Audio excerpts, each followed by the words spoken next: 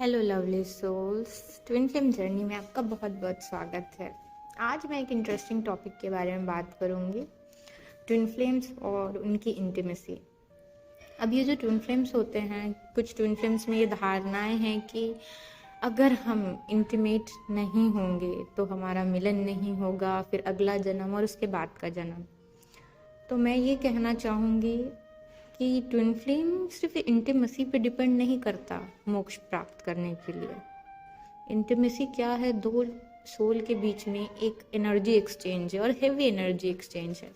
आप तभी किसी इंसान के साथ और अपने पार्टनर के साथ इंटीमेट हो सकते हैं जब आपके दोनों के बीच में वो लव होगा, वो मिलने का मन होगा, वो पास आने का मन होगा। अदरवाइज इंटीमेसी पॉसिबल थोड़ी है। एक गुस्सा है और दूसरा प्यार में, तो इंटीमेसी पॉसिबल नहीं है।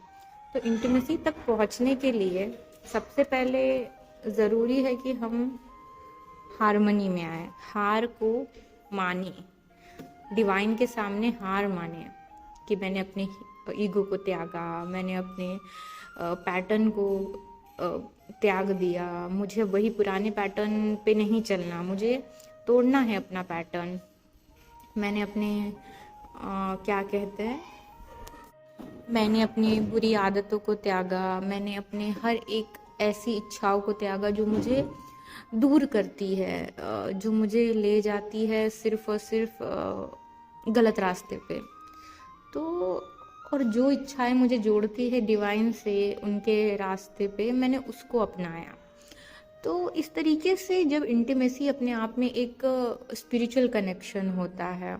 अब आप सिर्फ इंटीमेसी पे डिपेंड मत रहिए कि इंटीमेसी होगी तो कुंडलिनी राइज होगी तो मेरा कुछ होगा।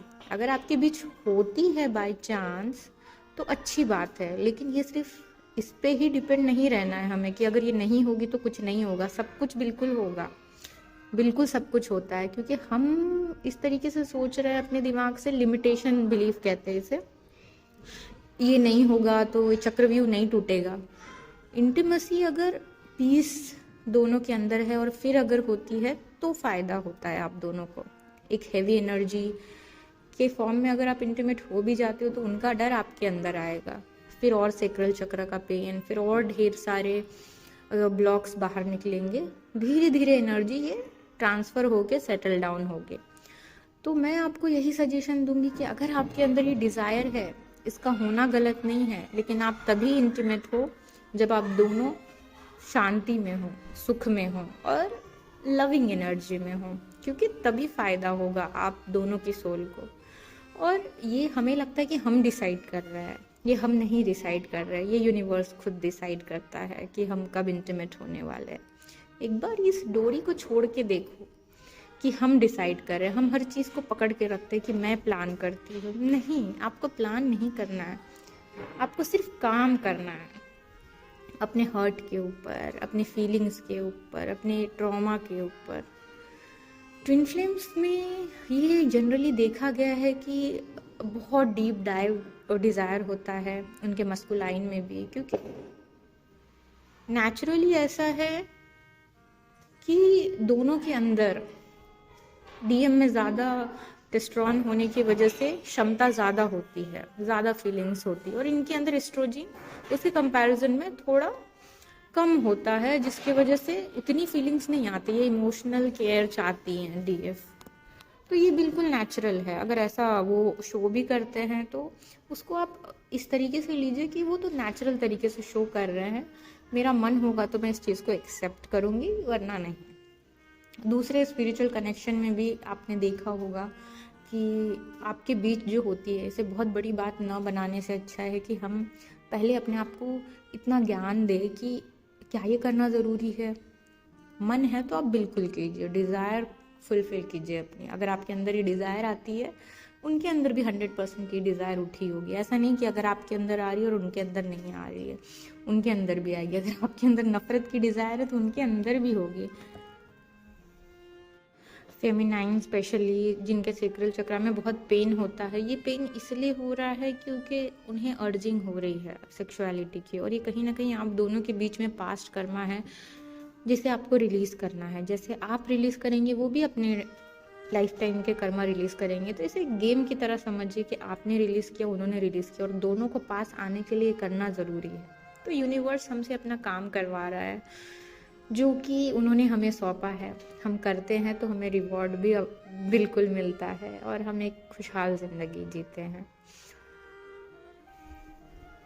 तो हमें अपने कर्मा को हटाने के लिए जितना हो सके फॉरगिवनेस में आइए, जितना हो सके मदद कीजिए, जितना हो सके अपने अंदर वो अनकंडीशनल प्यार की भावना लाइए और सिंपली इनर वर्क कीजिए। इनर वर्क में क्या करना है, एक के बाद एक लेवल को क्रॉस कीजिए। स्टार्ट चक्रा से कीजिए, अफर्मेशन सुनिए, मिरर एक्सरसाइज करें।